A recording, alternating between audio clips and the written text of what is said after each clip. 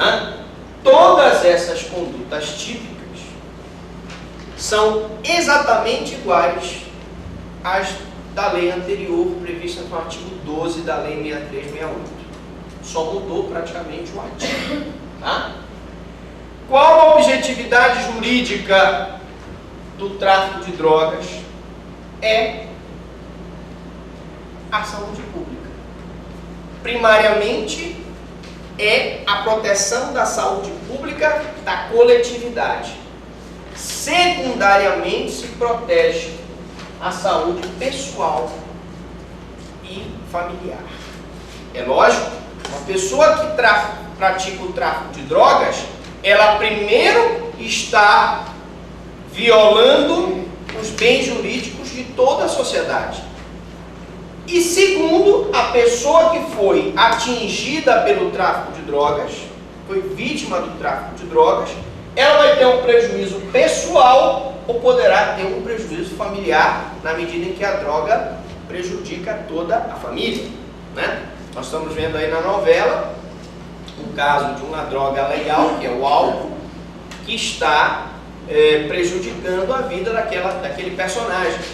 Então, não há dúvida nenhuma que a droga prejudica a família. Tá? Essa objetividade jurídica, ela vale tanto para o tráfico de drogas, quanto para o uso das drogas. Tá?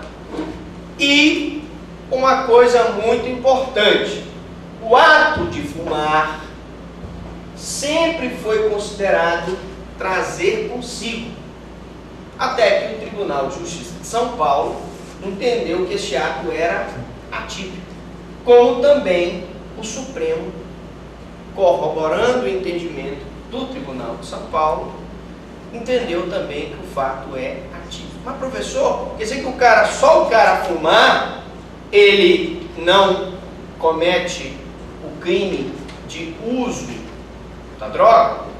Não, porque fumar não está previsto no artigo 28.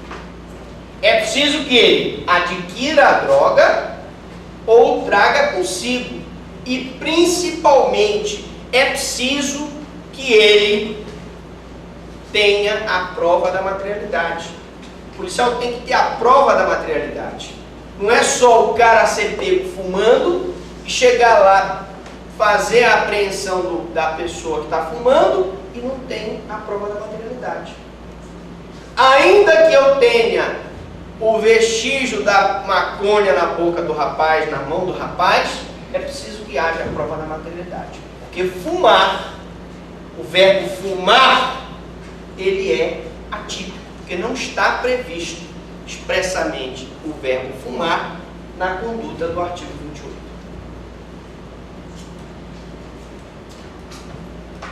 Natureza jurídica, sujeito ativo, coautoria, sujeito passivo e a questão da cola de sapateiro. Tem mais uma aqui, pronto. Bom, natureza jurídica. Meus amigos, aprendam que o tráfico de drogas é um crime de perigo abstrato. Por que, professor, um crime de perigo abstrato? Porque a pessoa está traficando aquela droga naquele momento e ainda que nenhuma das pessoas faça uso daquela droga, só o fato de ele estar traficando aquela droga, ainda que ninguém da comunidade ali próxima adquira aquela droga, ele já vai estar violando o bem jurídico tutelado pelo Estado. Entenderam? Então, isso é o perigo abstrato. Tá? A simples prática da conduta já está caracterizando o crime. O sujeito ativo, aqui, ele é comum. A lei não exige nenhuma qualificação especial do sujeito ativo para a prática do tráfico de drogas, para a prática do uso da droga. Tem uma exceção, professor? Tem. Qual é a exceção? A exceção é o caso da modalidade prescrever. Quando o médico prescreve a droga, ou o dentista prescreve a droga, o crime passa a ser crime próprio. Por quê? Porque nesse caso a lei exige uma qualificação especial do sujeito ativo, ou seja, médico ou dentista. Beleza? Então, a regra geral, ele é crime comum. Quando for médico ou dentista prescrevendo a droga, ele se torna crime próprio. Coautoria. É possível a coautoria no tráfico de drogas? É possível, desde que haja o liame psicológico entre os agentes. João vai praticar o tráfico de drogas com Pedro. Tem que haver o liame, ele tem que ter conhecimento de que ele está praticando o tráfico de drogas ali no sudoeste e o outro cidadão está praticando o tráfico de drogas no Cruzeiro. Se ele praticar o tráfico de drogas no sudoeste e o outro praticar no Cruzeiro, sem que os dois tenham um liame psicológico, sem que um saiba da conduta do outro, nós não teremos a coautoria. Nós teremos uma autoria paralela, mas não uma coautoria. Para haver a coautoria no tráfico, há necessidade do liame psicológico. Sujeito passivo. Primariamente sempre será o Estado. Sujeito passivo primário sempre será o Estado. E o sujeito passivo secundário? A pessoa que foi atingida pela prática do tráfico de drogas. Ele é o secundário. A questão de cola do sapateiro. Vai cair uma pergunta na prova assim. Notem. Pergunta de prova.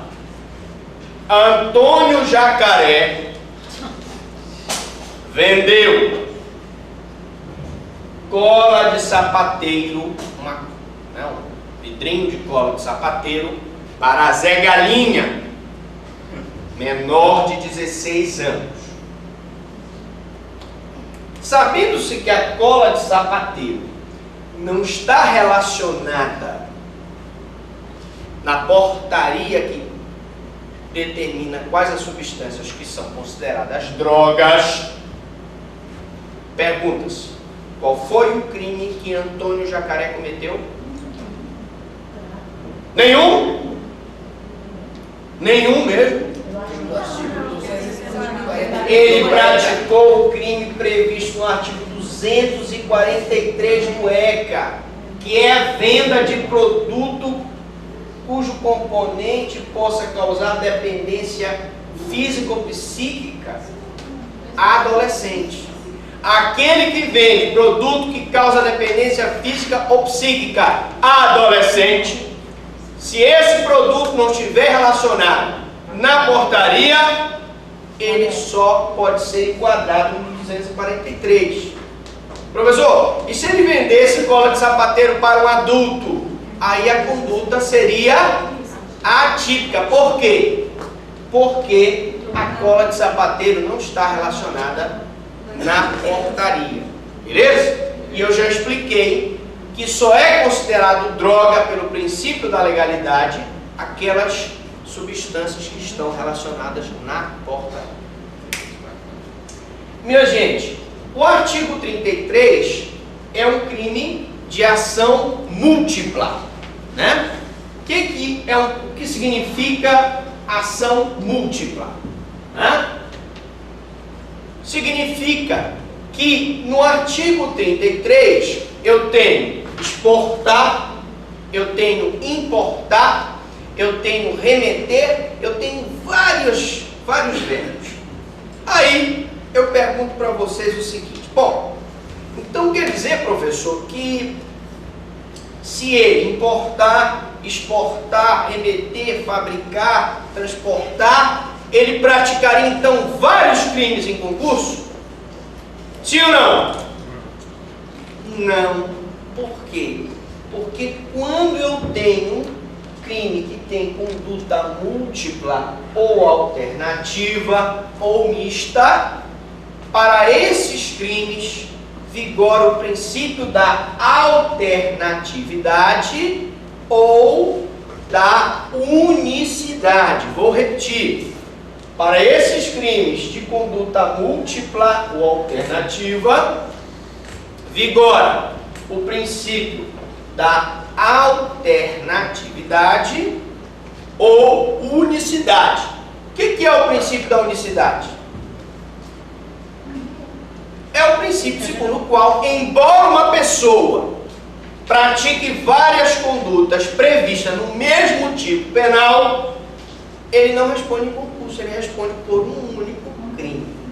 Esse fenômeno acontece no artigo 33 e também eu cito como exemplo os crimes falimentares, onde também é aplicado o princípio da unicidade ou alternatividade. Vamos lá?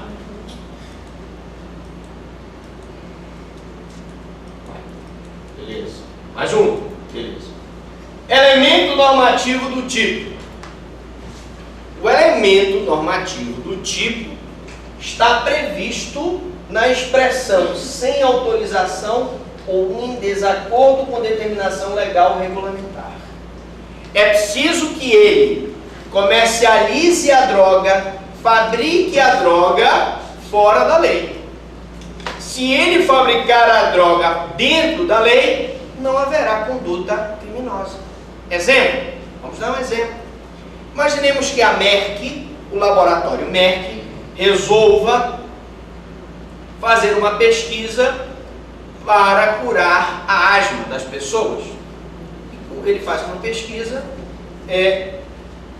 no tetrahidrocannabinol, que é a substância do princípio ativo da maconha. Vamos repetir. Tetrahidrocannabinol, nome para vocês colocarem no filho de vocês. Bonito o nome. Ora, se a Merck conseguir autorização do governo federal para manipular a substância ativa da maconha e até comercializar um remédio baseado, é só um exemplo absurdo, mas eu só estou dando um exemplo. Ela tem a determinação legal regulamentar. Então a Merck não pode ser acusada de tráfico de drogas. Agora, um traficante que está comercializando a droga sem a determinação legal regulamentar, não há dúvida nenhuma que ele está praticando tráfico de drogas. Meus amigos, há possibilidade do crime impossível na lei de drogas? Claro que há. Imaginemos que o policial olha daqui e vê o cara fumando, pensa que é maconha, vai lá, apreende o cigarro do cara, leva-se para o laboratório e se constata que era um cigarro Marlboro. Pergunto a vocês, não houve absoluta impropriedade do objeto? Quando existe absoluta impropriedade do objeto, o que acontece? Um crime impossível.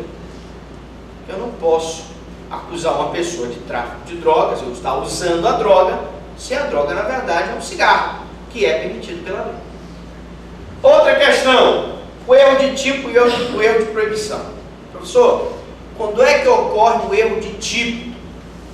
Imaginemos que a nossa querida representante, a Marili, ela está um pouco assim, ela não dorme à noite preocupada com a prova do professor Frank.